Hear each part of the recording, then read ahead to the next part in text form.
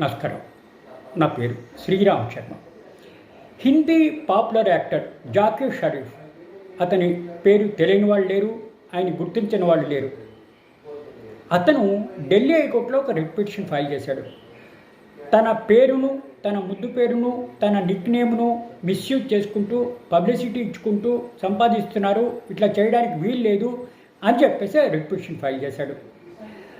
ఇట్లా తన పేరును మిస్యూజ్ చేస్తూ personal rights, publicity rights misuse అవుతున్నాయి అనేది ఆయన ఆవేదన.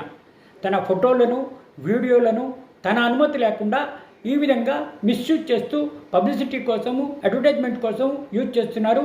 ఇకపై ఇట్లా చేయడానికి వీల్లేదని ఆదేశాలు ఇవ్వాలి అని సంబంధిత శాఖలకి నోటీసులు ఇవ్వాలి అని హైకోర్టులో, ఢిల్లీ హైకోర్టులో రిట్ పిటిషన్ ఫైల్ చేశాడు. ఇది సింగిల్ జడ్జ్ జస్టిస్ సంజీవ్ నరోలా బెంచ్కి వచ్చింది హియరింగ్కి.